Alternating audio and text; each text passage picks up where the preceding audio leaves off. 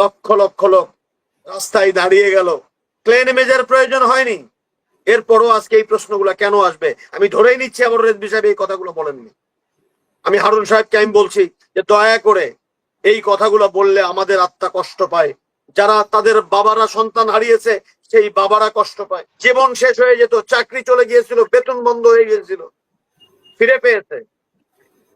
আমার claim image তো দরকার নেই, আমার সেই দরকার যারা অজস্র মামলা মাথায় নিয়ে এখনো কোর্টের বারান্দাকে তাদের দ্বিতীয় বাড়ি বানিয়েছে, তাদের দরকার আমার। বিএনপি যেন এই কথাটা ভুলে না যায়, আন্দোলনকারী কর্তৃপক্ষ যেন এই কথাগুলো ভুলে না যায়। যাদের পাসপোর্ট নেই, লক্ষ লক্ষ টাকা নিয়ে পালিয়ে গেল বাংলাদেশ থেকে, তারা কি করে ভারতে অবস্থান করে? তাদেরকে পুশব্যাক করে না কেন ভারত? এই যে সামগ্রিক যে অবস্থা, সেই অবস্থা আমাদেরকে শান্তি দেয় না। রাজনীতি অনেক করেছি আমরা। আগামী দিনের রাজনীতি হোক পরিচ্ছন্ন রাজনীতি, আগামী দিনের রাজনীতি হোক মেধাবীদের রাজনীতি, আগামী দিনের রাজনীতি হোক কথা এবং কাজের সাথে মিলের রাজনীতি। দেখেন, আমার ভাই যেটা বলেছেন আমি তার সাথে একমত হতে পারলে খুব খুশি হতাম হাসিনা আপা, কিন্তু একমত হতে পারছি না। এই কারণে যে বিএনপি, 4 দলীয় জোট, অন্যান্য সমমনা দল, আমার ছাত্র বন্ধুরা এই তথাকথিত ক্লিন ইমেজের লোককে বাদ দিয়েই কিন্তু লড়াই করে দেশটা স্বাধীন করেছে। শেখ হাসিনাকে উৎখাত করেছে, দেশ থেকে পালিয়ে যেতে বাধ্য করেছে, এবং প্রায় অধিকাংশ মন্ত্রী দেশ থেকে এখন পালিয়ে বিদেশে অবস্থান করছে। যদি এই সমস্ত ক্লিন ইমেজের লোককে প্রয়োজন না হয়ে থাকে, আমি জানি না রেজভী সাহেব কি বলেছেন, আমি ধরেই নিচ্ছি যে রেজভী সাহেব বলেননি, কিন্তু যেহেতু প্রশ্নটা অবতারণা আসছে, যে দলেরই হোক না কেন, বিএনপির চেয়ারপারসন তারেক রহমান ভারপ্রাপ্ত চেয়ারম্যান তিনি তো বলেছেন যে কোন প্রকারের অন্তর্ভুক্তি আমরা আপাতত মেনে নেব না বা নেব না। তাহলে বিএনপি কি নতুন করে কোনো সিদ্ধান্ত নিচ্ছে? বরং আমার দাবি তো স্পষ্ট, যারা তাদের বাবারা সন্তান হারিয়েছে, স্ত্রীরা বিধবা হয়েছে স্বামী হারিয়ে, মা বাবারা সন্তান হারিয়ে, বাবা মা হারিয়ে এতিম হয়েছে, ইলিয়াস আলীদেরকে আমরা খুঁজে পাইনি এখন পর্যন্ত, চৌধুরী আলমকে খুঁজে পাইনি, আয়না ঘরে যে সমস্ত সন্তানরা অত্যন্ত নির্মম ভাবে অত্যাচারের শিকার হয়েছে, আমরা বিশ্ববিদ্যালয়ের শিক্ষকরা 18 সনের নির্বাচনের আগে গায়েবী মামলায় হয়রানির শিকার হয়েছে, কোর্টের বারান্দায় যেতে হয়েছে, লাঞ্ছিত হয়েছে, ছোট হতে হয়েছে, মাথা নিচু করতে হয়েছে, কথা বলা বন্ধ করিনি। আজকে তাহলে কিসের জন্য আজকে এই সমস্ত ক্লিন ইমেজের লোকের দরকার?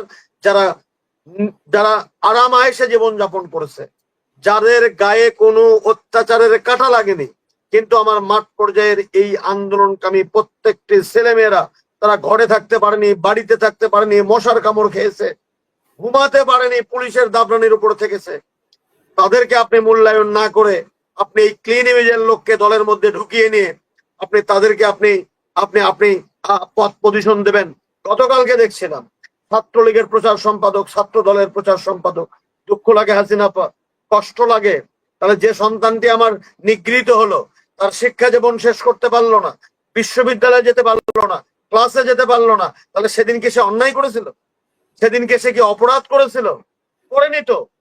আপনি যে মামলা খেলেন কথা বলার জন্য কুমিল্লাতে, সত্য কথা বলার জন্য, আপনি কি অপরাধ করেছিলেন?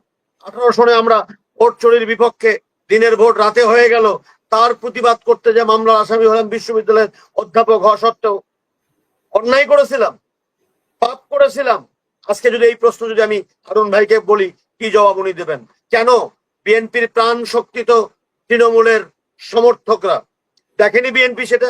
আমরা দেখিনি যে বেগম খালেদা যেদিন 7ই জানুয়ারিতে গিয়েছেন দেশের বাইরে, লক্ষ লক্ষ মানুষ তাকে চিকিৎসার জন্য বিদেশে পাঠিয়েছেন। প্লেন ইমেজের লোক ছিল না তো, বিএনপি ছিল, তাদের দলের সমর্থকরা ছিল, সাধারণ মানুষ ছিল, রিক্সাওয়ালারা ছিল। হাসিনা আবার ঢাকার রাজপথে আমরা রিক্সাওয়ালাদেরকে বেগম খালেদা জিয়ার পক্ষে মিছিল করতে দেখেছি, তারা সেদিন ছিল। ফিরে আসছেন উনি 6 তারিখে, 4 মাস পরে লক্ষ লক্ষ লোক রাস্তায় দাঁড়িয়ে গেল, ক্লেন ইমেজের প্রয়োজন হয়নি। এরপরও আজকে এই প্রশ্নগুলো কেন আসবে? আমি ধরেই নিচ্ছি আবার রেজভী সাহেব এই কথাগুলো বলেননি। আমি হারুন সাহেবকে আমি বলছি যে দয়া করে এই কথাগুলো বললে আমাদের আত্মা কষ্ট পায়। যারা তাদের বাবারা সন্তান হারিয়েছে সেই বাবারা কষ্ট পায়, ইলিয়াস আলীর পরিবার কষ্ট পায়, যারা গুমের শিকার হয়েছে তারা কষ্ট পায়, আয়না ঘরে যারা ছিল তারা কষ্ট পায়। আর কষ্ট পাই বলেই আজকে কিন্তু নিজামী সাহেবের ছেলে বলেন জামাত তার সঠিক পথে নেই। এরকম যেন বিএনপির কোনো মাহারা সন্তান হারা মানুষকে যেন বলতে না হয় যে আমরা বাড়ি ছাড়া। আর যারা ক্লিন ইমেজের কথা বলে আওয়ামী লীগের সুবিধা নিয়েছে, পতিত সরকারের সুবিধা নিয়েছে, তারা যেন আমাদেরকে শাসন শোষণ করতে না পারে, এই বিষয়টি মাথায় রাখতে হবে। বিএনপিকে বাঁচিয়ে রেখেছে কিন্তু এই তৃণমূলের অগণিত সমর্থকরা। বিএনপির নেতার দরকার নেই, নেতা বিএনপির সম্পদও নয়। বিএনপির প্রকৃত সম্পদ কিন্তু বিএনপির অগণিত সমর্থক, যারা শহীদ রাষ্ট্রপতি জিয়াউর রহমানের সততাকে ভালোবাসে, ওনার দেশপ্রেমকে ভালোবাসে, ওনার আত্মত্যাগকে ভালোবাসে, বেগম খালেদা জিয়ার আপোষের নেতৃত্বকে শ্রদ্ধা করে, সম্মান করে। তিনি সম্মানের এবং ভ্রাতৃত্বের বাংলাদেশ তৈরি করেছিলেন। শেখ হাসিনা তাকে মৃত্যুর মুখোমুখি দাঁড় করিয়েছিলেন। জেলখানায় থেকে বের হওয়ার পরে 5ই আগস্টের পরে উনি 4 মিনিট বক্তব্য দিয়েছিলেন, শেখ হাসিনার নামটি পর্যন্ত মুখে বলেননি। হারুন ভাই, আমরা কি ভুলে গেছি এই বেগম খালেদা জিয়াকে চোর বলে সম্বোধন করা হয়েছে গণতন্ত্রের মাঠে, পার্লামেন্টে তুই তুকারি করা হয়েছে, তুচ্ছ তাচ্ছিল্য করা হয়েছে, বলা হয়েছে বয়স হয়ে গেছে, মারা যাবেন, চিকিৎসার কি দরকার। লন্ডন থেকে চিকিৎসা করে গেছেন, সেই লন্ডনে বসে উনি বলেছিলেন 76 বছর মানুষ কষ্ট পেয়েছে। হারুন ভাই, কথাটা মনে রাখতে হবে, মানুষ কষ্ট পেয়েছে। আজকে যদি যদি ছাত্রলীগের প্রচার সম্পাদক যদি ছাত্র দলের প্রচার সম্পাদকে পরিণত হয়, হারুন ভাই কি জবাব দিবেন মানুষের কাছে? আমরা যে হাসিনা পার এখানে এসে আপনি গুগল সার্চ দিলে কত কথা আমরা বললাম, স্বৈর শাসকের কথা বললাম, স্বৈর শাসনের কথা বললাম, গণতন্ত্রকে হত্যা করার কথা বললাম, তারেক রহমানের প্রতি যে নির্বিচার অত্যাচার করা হলো তার বিপক্ষে কথা বললাম। জুবাইদা রহমান একজন ভদ্র মহিলা, 17 দিনে রাতের অন্ধকারে কোর্ট বসিয়ে আপনি 3 বছর সাজা দিলেন, তার বিরুদ্ধে কথা বললাম। আর কি কথা বলতে পারবো তো ভবিষ্যতে হাসিনা পার শোতে এসে? ঘরে তো ঢুকে যেতে হবে আমাদেরকে, মানুষের কাছে জবাব আমরা কি দিব? আমি শুধু এতটুকু বলি, বিএনপির অগণিত ত্যাগী কর্মী জীবন দিয়েছে, সম্পদ গেছে, বাড়ি ছাড়া হয়েছে, সম্পদ হারিয়েছে, মা বাবা হারিয়েছে। অনেক বিশ্ববিদ্যালয়ের ছাত্র বন্ধুরা তাদের শিক্ষা জীবন শেষ করতে পারেনি ছাত্রলীগের অত্যাচারে অতিষ্ঠ হয়ে। আমি প্রতিহিংসা চাই না। বেগম খালেদা জিয়া সাম্যের বাংলাদেশের কথা বলেছেন, ভ্রাতৃত্বের বাংলাদেশের কথা বলেছেন, ঐক্যবদ্ধ বাংলাদেশের কথা বলেছেন, শ্রদ্ধার বাংলাদেশের কথা বলেছেন। আমি সেই বাংলাদেশ চাই, তবে সেই বাংলাদেশটি হবে আমার তরুণ প্রজন্মের মেধাবী সন্তানরা যারা 24-এ রক্ত দিয়ে দেশটা স্বাধীন করেছে। সেই স্বাধীন দেশে স্বৈর শাসকের দোসররা আজকে ক্লেম এসছে যে নেতৃত্ব দেবে, খবরদারি করবে, সেটি আমার তরুণ সমাজরা মানবে কেন? আমরা সেটা তার পক্ষে কথা বলবো কেন? এই বলার তো কোনো সুযোগ নাই। হাসিনা, আমি জানি না হাসিনা আমার আজকের এই কথাগুলা বিএনপির বন্ধুরা কিভাবে নেবেন, তবে শুধু এতটুকু বলি, আমরা যেন পেছন থেকে ইতিহাস থেকে জেনি।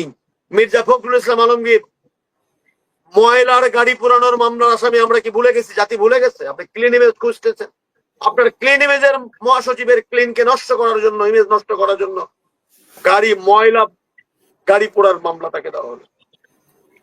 হাবিবুর নবী খান সোহেলের বিরুদ্ধে 5 শতাধিক মামলা, বিএনপির প্রথম সারির প্রত্যেক নেতার বিরুদ্ধে শত শত মামলা। তাহলে আপনি তারা কি ক্লিন ইমেজ নয়? হাসিনা মামলা দিয়েছে বলে তাদের ইমেজটা নষ্ট হয়ে গেছে। মানে হারুনুর রশিদ ভাই যেটা বলেছেন সেটা যদি সত্য হয়, মিডিয়া অনেক সময় ভুল পিক আপ করে, মানে হেডলাইন করার জন্য, এবং একটা হেডলাইন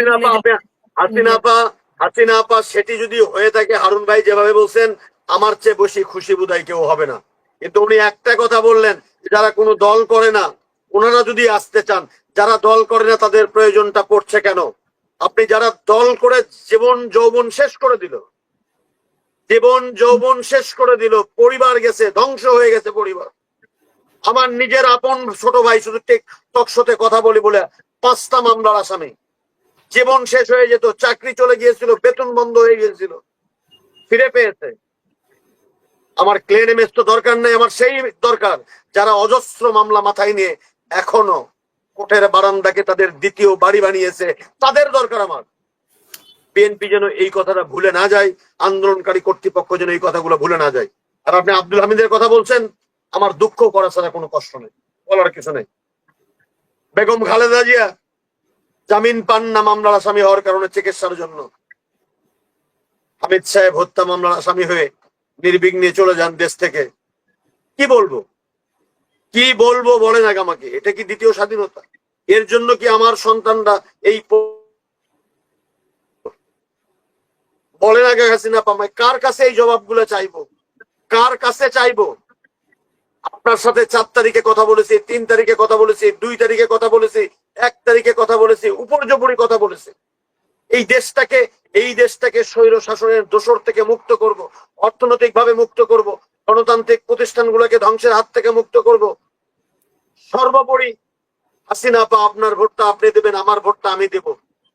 যাকে আমরা ভোট দেব তিনি নেতা নির্বাচিত হবেন। সেই গণতান্ত্রিক বাংলাদেশ দেখতে যে আজকে শুধু একজন আব্দুল হামিদ কেন, আমার মনে তো প্রশ্ন জাগে, আপনার মনেও নিশ্চয়ই প্রশ্ন জাগে। আমরা 5 তারিখের পরে